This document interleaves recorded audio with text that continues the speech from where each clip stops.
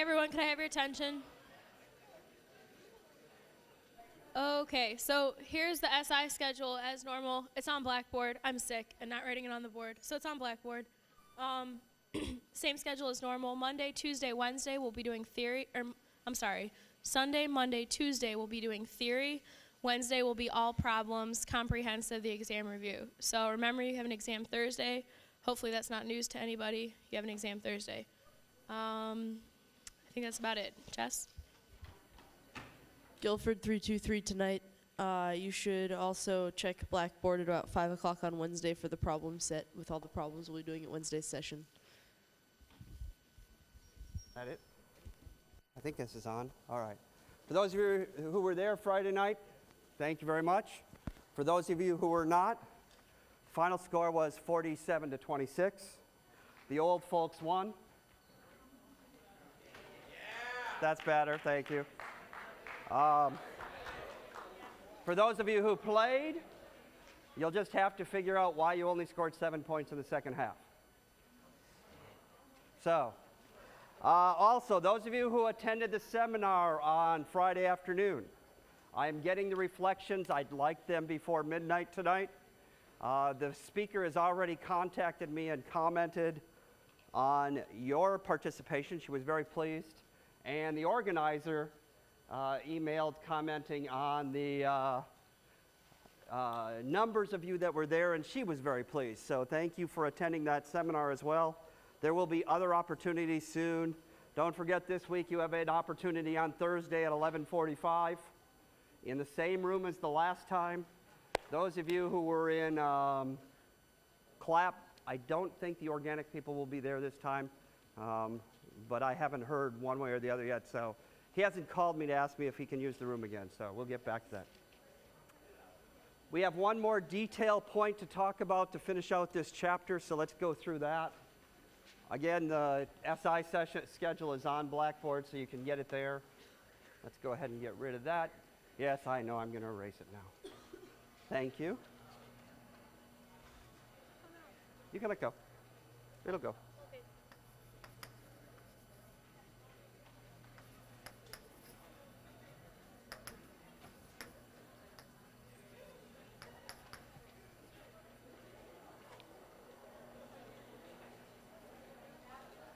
All right. The last part of that chapter talks about acid strength and chemical structure. And we're going to pick on a couple of trends here. The first thing that you should realize is that I'm never going to ask you to compare apples and oranges. And the book does a pretty good job of highlighting for you how you can compare things that are similar in nature. So for example, they'll talk about the halogens.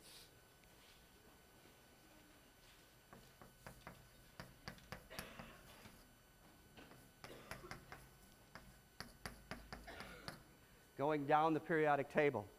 If you remember back to our solubility rules, all chlorides are soluble except silver, mercury, 1, and lead.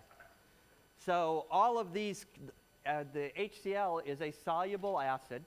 You put it into water, it dissociates 100%. You're going to get hydrogen ions and chloride ions. The fact that there are ion dipole forces of attraction are going to stabilize the H plus ions and the chloride ions, because H plus is a very small, very highly charged in comparison ion. Chloride is a relatively small, with a decent charge ion, and so the fact that there's water molecules around it, that ion dipole force of attraction tends to stabilize it. What doesn't make sense in all of this is when we talked about the solubility rules, we only talked about chlorides. We never said anything about bromides or iodides. But if you read a little bit deeper in, you find out that bromides and iodides follow the exact same solubility rule. All bromides, iodides, and chlorides are soluble except silver, mercury, 1, and lead. What the heck happened to fluoride? And there's lots of different answers for fluoride. Your book goes down, gives you two possibilities.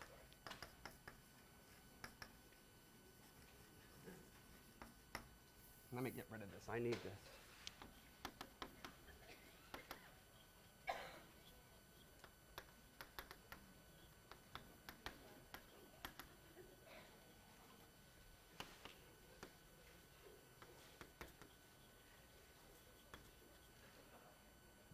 To differentiate whether or not something is a strong acid, you need to look at one of two things. The difference in electronegativity between the two atoms, or the strength of the bond between the two atoms. In the case of HF, HCl, HBr, and HI, the electronegativity difference gets smaller as you go down the periodic table.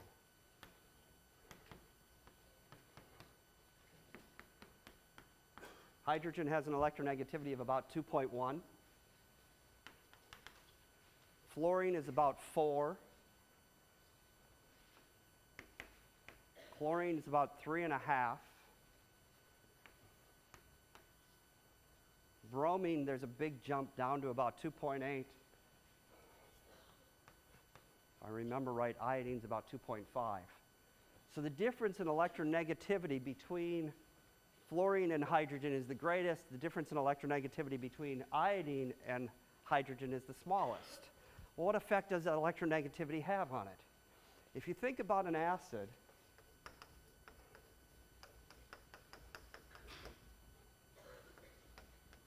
as being something that wants to fall apart into its ions, the greater the electronegativity difference,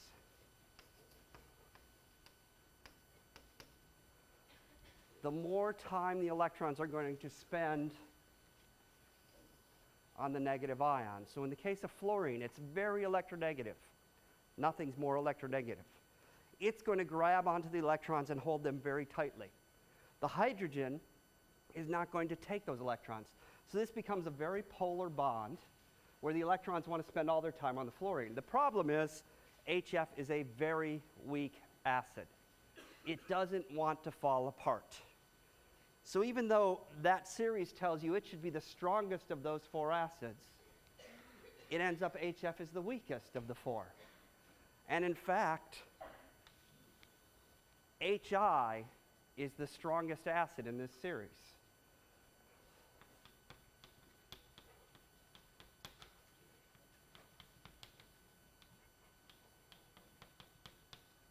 So in order of increasing acid strength, HF is the weakest, HI is the strongest, and it has nothing to do with electronegativity difference.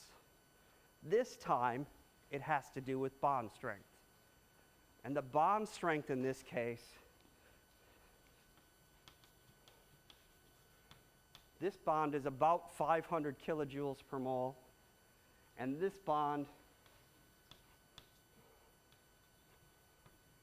is about 250. And so the weaker bond is going to fall apart more easily. What's the other reason why HF is going to be stable in terms of intermolecular forces of attraction? What does it have that the other 3 don't have? Hydrogen bonding. So hydrogen bonding helps to stabilize HF as a compound, where HCl, where even though the electronegativity difference, remember we talked about chlorine and oxygen having the same electronegativity, the electronegativity difference between chlorine and hydrogen and oxygen and hydrogen is exactly the same. But water exhibits hydrogen bonding and HCl does not. Why does HCl not exhibit hydrogen bonding? Because in order to have hydrogen bonding, you have to have 2 things. One was hydrogen atom chemically bonded to a very electronegative, very small atom. And so even though the electronegativity of chlorine and oxygen are the same, chlorine is too big. The electron density is too low to give you hydrogen bonding. So so you'll see in some books that HCl is listed as maybe hydrogen bonding. Our book does a good job of telling you no, it doesn't. So for this series of acids, HF to HI, bond strength determines acid strength.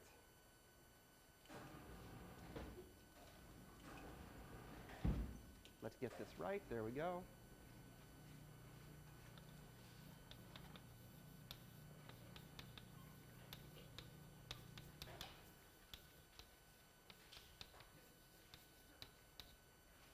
Now we'll look at a different trend. Yep.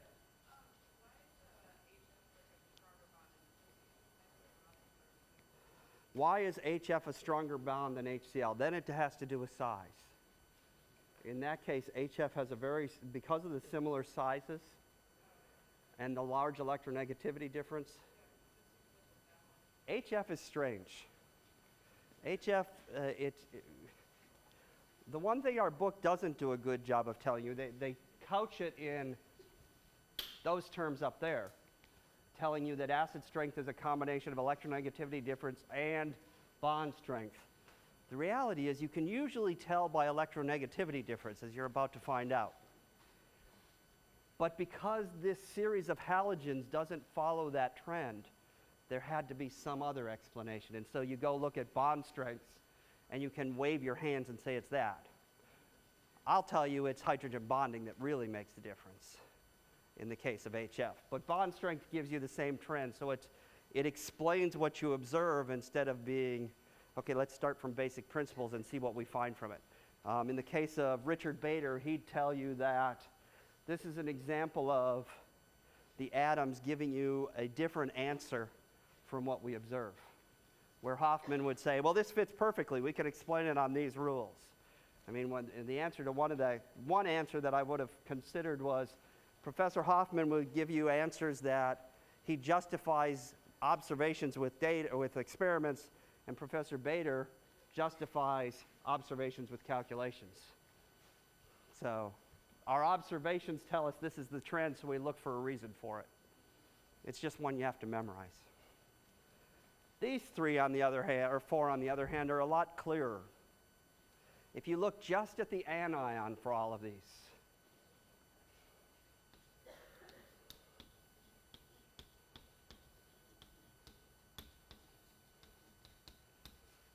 they're all monobase, or single negative charge.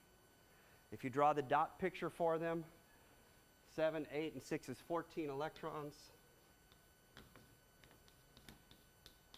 2, 4, 6, 8, 10, 12, 14 electrons is a single bond between them. If you assign formal charges, the chlorine has a 0 formal charge, the oxygen has a -1 formal charge.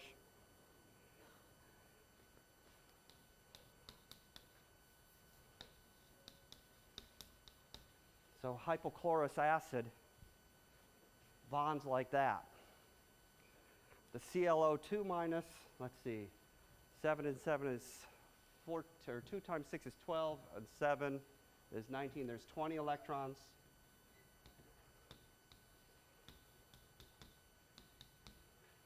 Two, 4, 6, 8, 10, 12, 14, 16, 18, 20. If we assign formal charges to this one now, this is minus, this is minus. The chlorine is +1. If we move a pair of electrons around to get rid of it, the imbalance,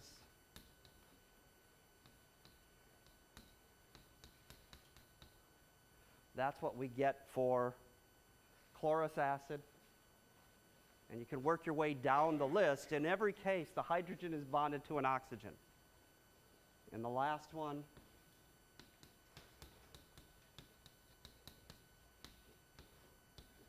HClO4 looks like that. And now if you look at all of these and say, what's different about them? The hydrogen's always bonded to an oxygen, so I can't look at electronegativity difference because that's not going to help me. The difference is the same in all of them. Then I have to start looking at, okay, what are some other reasons why that hydrogen might come off of that molecule? In other words, is there some reason why the electrons might leave that hydrogen atom and go over to the oxygen atom? So we're going to look at the oxidation number of the chlorine in each of these. In ClO minus, if oxygen is -2, and remember 95% of the time oxygen has a -2 formal charge, or excuse me, oxidation number, then the chlorine is a +1 oxidation number here. In this compound, it's a +3. In that one, it's a +5. Here, it's a +7. So as you increase the oxidation number on the chlorine in all of these, what's going to happen to the electrons that are over here. These are the ones we care about. The electrons between the oxygen and the hydrogen, because if it's an acid, it's going to create an H+. And so it's got to give up the electrons. Well, in this one, with a +7 oxidation number, where do the electrons want to be attracted to? The +1 hydrogen or the +7 chlorine? They're going to go towards the chlorine. So the electrons are withdrawn away from the hydrogen atom towards the chlorine in the center. And as they're withdrawn away, that makes this hydrogen very acidic. So if you remember back to the list of strong acids that you needed to know, this was one of them. That is the strongest acid in that sequence. This is the weakest acid.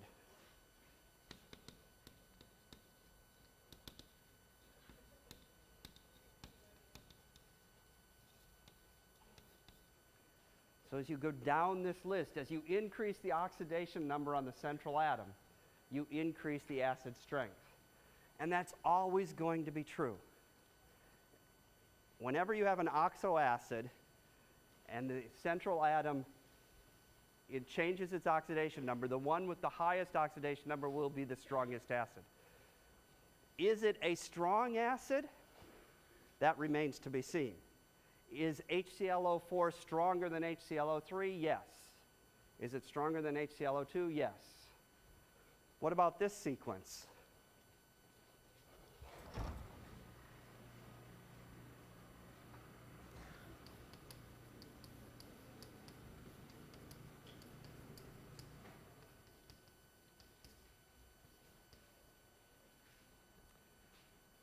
Again, if you look at the central atom in all of these and check the oxidation number of that central atom, you'll see that it increases as you add oxygens. And so this is the strongest of these acids.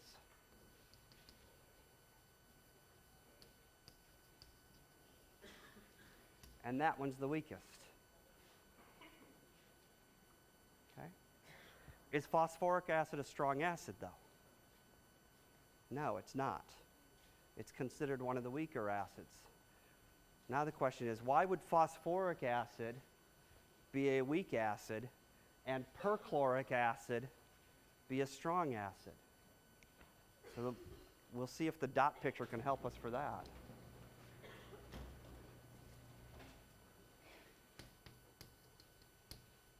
Phosphate ion, PO4 3-. Phosphorus has 5 valence electrons. Each oxygen has 6, so that's 24, and 5 is 29, 32 electrons.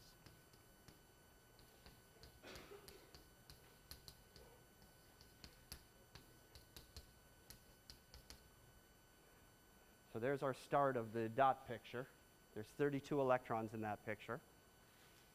If you assign formal charges, you find out that each oxygen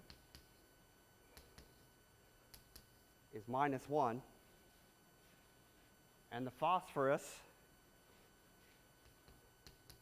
is +1. And so we have to make one double bond.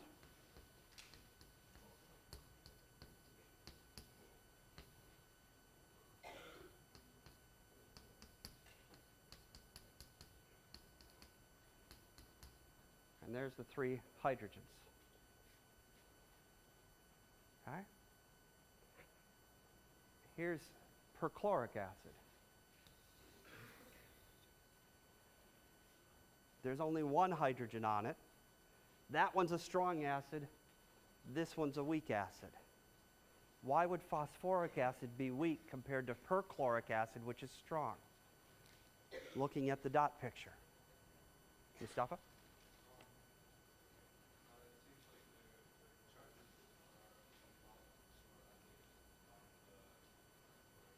How do you mean the charges are a lot more uneven?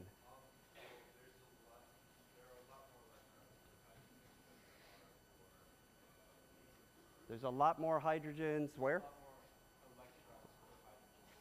There's a lot more electrons per hydrogen.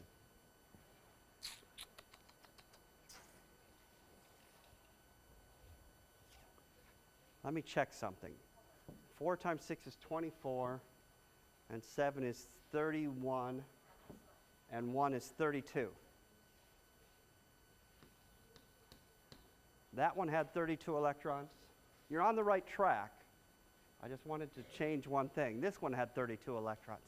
So the number of electrons per hydrogen, are they the same? There's 32 to 1 there, and there's 32 to 3 there, so I see your point. So yes, there are a lot more electrons per hydrogen in that one than there are here. Why does that make it more acidic? Emma?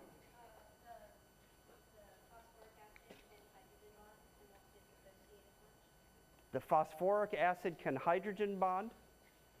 Can't this one? Which one? Why can that one do more hydrogen bonding? You're right. Because there's 3 sites. You're both saying the same thing. They're both right answers. The number of electrons on there are the same. That one's got 3 sites for hydrogen bonding. This one only has 1. The hydrogen bonding helps to stabilize it, makes it a weak acid. What's the other thing going on, though? What's the oxidation number of phosphorus?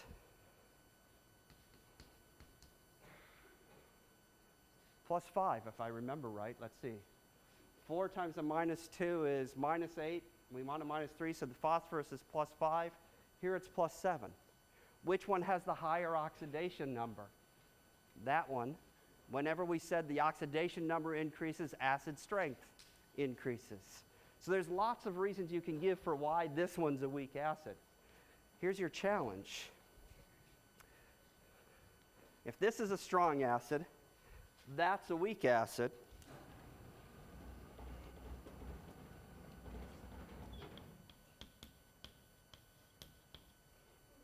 What about that one? Sulfuric acid. And I'll tell you, I used to think something different until about 6 months ago. If perchloric acid is strong, phosphoric is weak, you draw the dot picture for sulfate ion.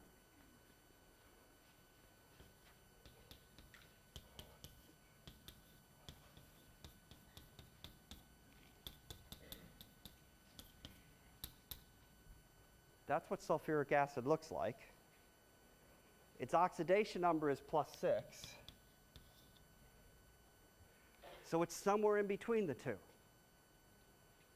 There's 2 sites for hydrogen bonding, where up there was only 1, and here there's 3. So is it strong or weak? I don't know. How would you rank these in order of increasing acid strength? Sulfuric, phosphoric, sulfuric, and perchloric. Which is the strongest? Perchloric because it's plus 7, and the weakest? Phosphoric because its oxidation number is plus 5. You can also talk about hydrogen bonding as stabilizing it. But is this acid a strong acid or a weak acid? How many of you learned in your previous life that it was a strong acid? I did. How many learned that it was a diprotic strong acid? You got 2 hydrogens for every sulfuric acid. It's what I used to always teach. I don't think so anymore. That first proton is probably very acidic. It comes off relatively strongly, and you have to use resonance in order to explain why. Remember, there really isn't 2 single bonds and 2 double bonds in a sulfate ion. There are 4 1.5 bonds. The resonance structure gets stabilized because it can move around throughout the whole thing. So that's got a 1.5 bond order. Over here, you've got 1, 2, 3, 4, 5. You've got a 5/4 bond order. There are 5 bonds in 4 bonding positions. The way I got 6/4 here, or 1.5, was there are 6 bonds in 4 different bonding locations. So it's a 1.5 bond order. And in that one up there, you've got a bond order of 2, 4, 6, 7/4, almost 2. So as you increase the bond order, you also increase the acid strength. All right. The question is, if we say that this first acid comes off easily, that that's a strongly acidic proton, what about this one?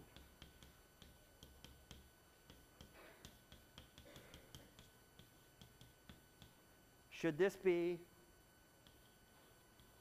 this or this? Is bisulfate ion a strong acid or a weak acid? And I don't know the answer. How would we answer it? If we follow the same logic we've been following, we can't use oxidation number to help us because we haven't changed, or have we changed it? Have we changed the oxidation number of sulfur in bisulfate compared to sulfuric acid? Is the sulfur's oxidation number changed? Nope, it's still +6. So that's not going to help us. What about bond order? What does HSO4 minus look like? Well, HSO4 minus would take one of these off and look like that. I'm sorry? Yes, no, maybe? Yeah. How am I doing bond order without a molecular orbital diagram? I was wondering when someone would ask. Bond order, when we learned it originally, was the number of bonding electrons divided by the number of, or minus the number of anti-bonding electrons divided by 2. Another way to look at bond order is just to count the number of bonds that you see and divide by the number of bonding sites. It comes up with the same answer. So if you look at CO2, carbon dioxide has a bond order of 2. There are 4 bonds. It's double bonded to both oxygen in 2 sites. And so you get the same answer. It's just another way to do it. It's a quick and dirty way to do it that you can use after I teach you about molecular orbital diagrams. Wouldn't it have been easier to do it right that way the first time? Yeah, I know. Let you in on the secrets afterwards. So what's the bond order in this thing? Has it changed? No, it hasn't. What about electron densities? Has that changed? Now you've got that minus charge sitting over there. If that minus charge is there, the question comes down to, is this bond more or less polar than it was before? In order to make something ionized, to fall apart, you want a very polar bond. So now the question becomes, is that bond more or less polar now than it was when it was H2SO4? Why more? Because there's more electrons localized. There's more electrons localized. Well, let's step back and do it a different way. Go way back.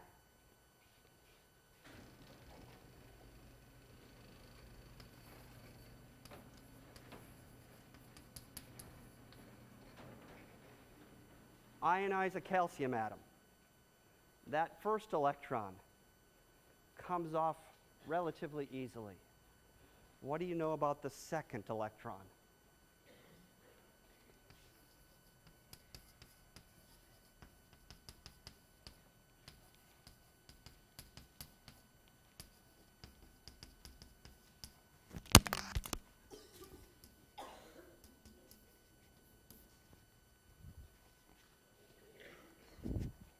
If the change in energy for that first reaction is some value x, I can't remember what it is the change in energy for that second reaction greater than, less than, or equal to x?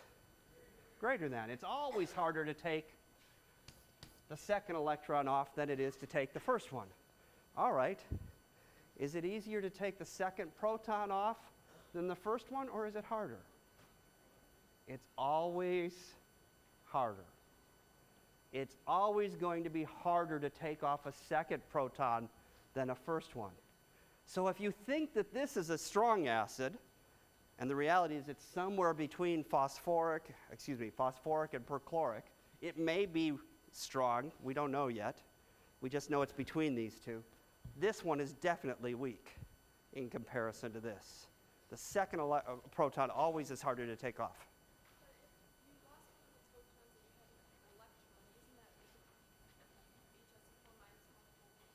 Does it make HSO4 minus more polar? This is where we got to get back into the resonance. Is it really 2 double bonds, a single bond, and a minus oxygen in an HSO4 minus. No, it's some time average where there's a single hydrogen attached to that ion. We can't say if we freeze it at some instant in time, it may look like this. If I look at it in another instant in time, that hydrogen might be somewhere else, and the double bonds will have moved. And remember, this is three-dimensional, so they're not really opposite of each other. Did I hear a phone? Ah, I did hear a phone. Mine. You get to answer it, sure. I forgot to shut even mine off, dang it. All right. I thought I heard a phone. So remember, this thing is three-dimensional, and so each of those positions is the same. You can answer it the next time it rings. It's on silent now, though. So you won't hear it ring. So the bottom line is the second proton is always much harder to remove than the first one. That will always be true. So for phosphoric acid, if you strip off the first one, the second one will be stronger or weaker? Weaker. It'll be harder to take the second one off than the first one. It'll be even harder to take the third one off. Because now you have a charged particle and you're trying to take off a hydrogen ion from a charged particle. So just like the analogy over there, you can't do it. One of the questions that we didn't ever answer is,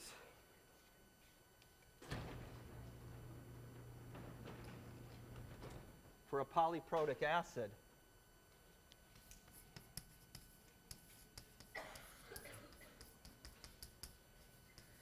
I have to be consistent, don't I?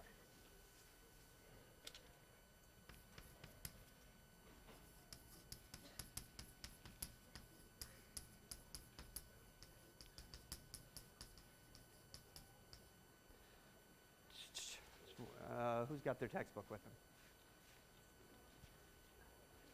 I just need the KAs because I can't remember what they are.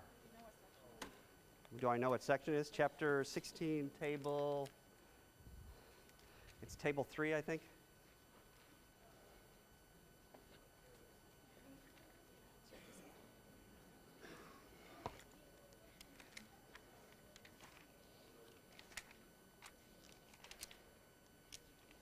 Table 3 is acids.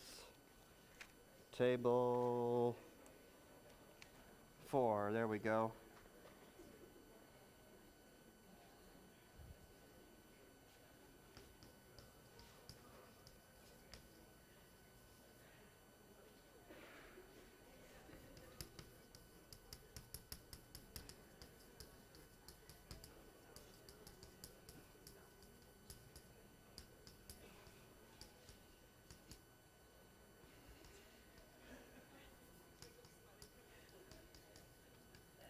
According to our book, for sulfuric acid, they list the first proton as being a very large Ka. That's all they list it as, is very large. That first proton is relatively acidic. The second proton comes off, it's got a Ka of 1.3 times 10 to the minus 2. It's still a pretty decent sized number. It's still a relatively strong acid, but it's not nearly as strong as some others. Let me show you the one that you will see the most often.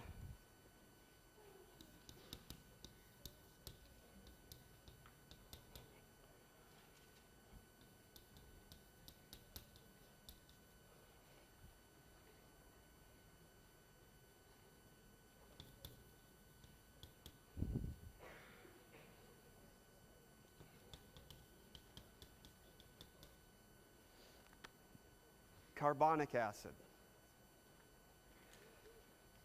Carbonic acid serves as the buffer in the blood.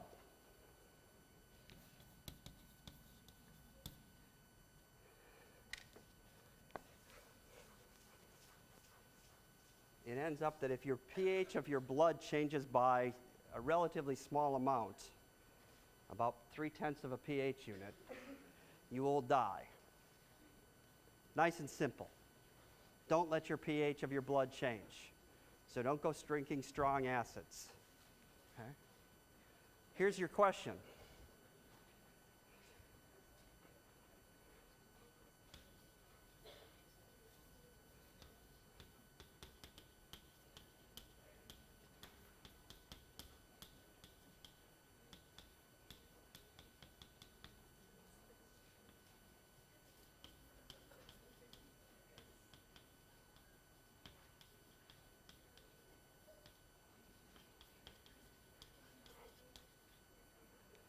calculate the carbonic acid concentration, the bicarbonate ion concentration, the hydrogen ion concentration, and the carbonate ion concentration if you've got 10th molar H2CO3.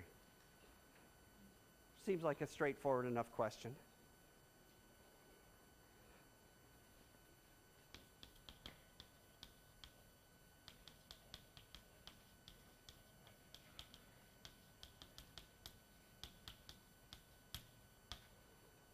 We start with our first equilibrium.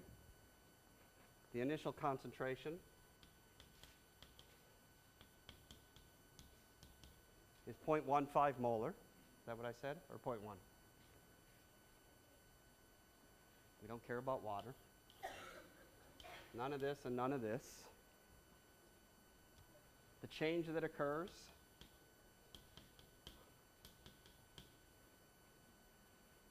and so at equilibrium,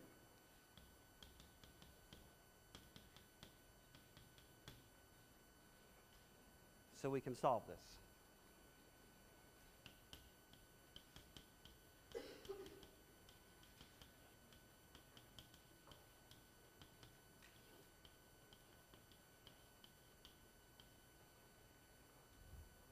And it equals 4.2 times 10 to the minus 7.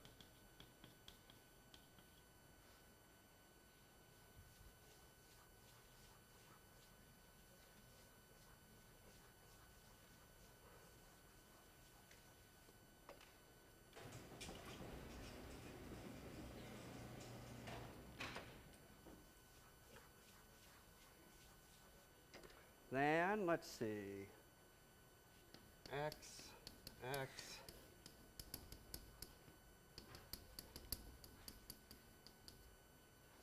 This one's not too bad. This works out very nice. Assume X is small.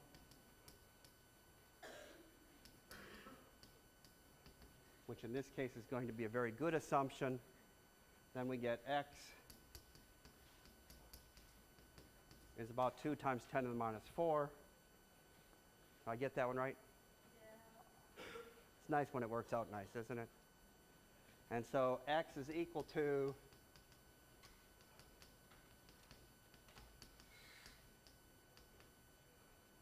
our assumption was fine. X is indeed much less than 0.1. So the concentration of carbonic acid is still 0.1. Not much of it dissociates. Now comes the harder part.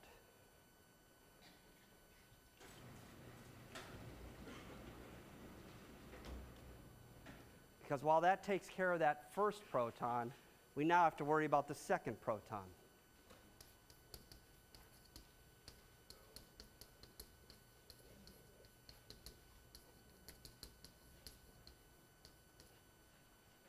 We're going to do exactly the same thing we did the last time.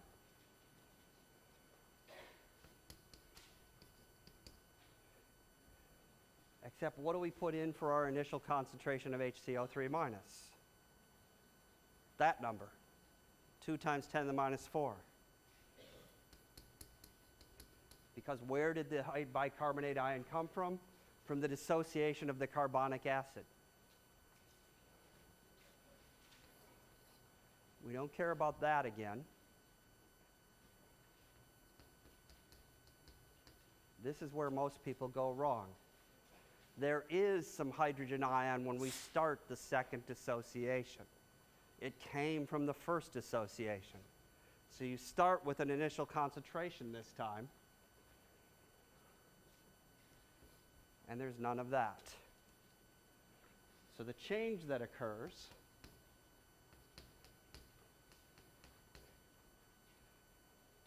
looks like that. And so at equilibrium,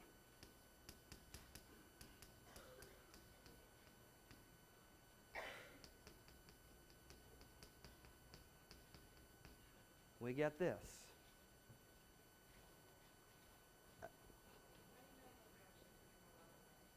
How do I know the reaction is going to go left to right? Is there any carbonate ion?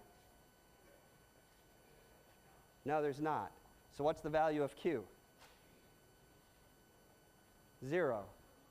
Q, remember, is exactly the same mathematical relationship as K. So Q is the concentration of H3O plus times the concentration of carbonate ion divided by the concentration of HCO3 minus. Since there is no carbonate ion, Q is going to be equal to 0. 0 is less than 4.8 times 10 to the minus 11, so that means you have to make some products. I'm sorry? Will there ever be a case where it goes the other way? Yes.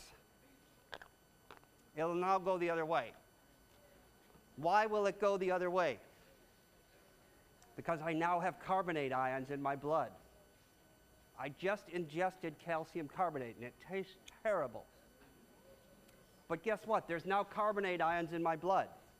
And so now the initial concentration of carbonate is not 0.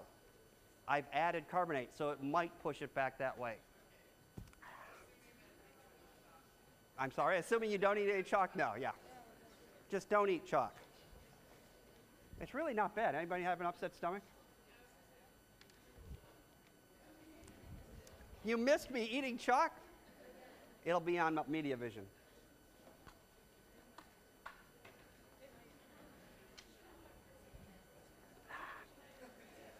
All right.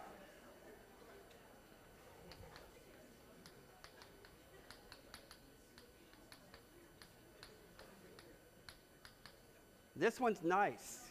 For all of you, those of you planning to take a standardized test, you'll really like this one.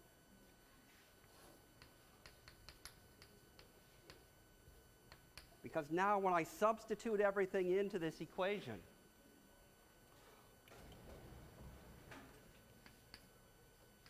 let's see, 2 times 10 to the minus 4 plus x, I'll get rid of the plus, 2 times 10 to the minus 4 minus x.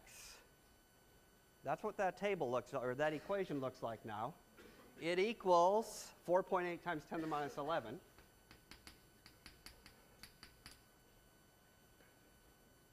We make the normal assumption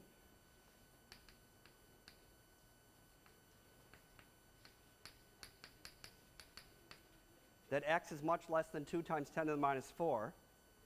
Well, if that's the case, then this is equal to 2 times 10 to the minus 4. And that's equal to 2 times 10 to the minus 4. They'll cancel out.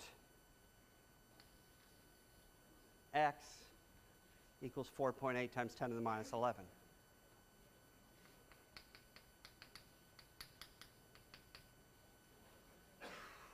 So, we haven't answered all the questions yet. Susie?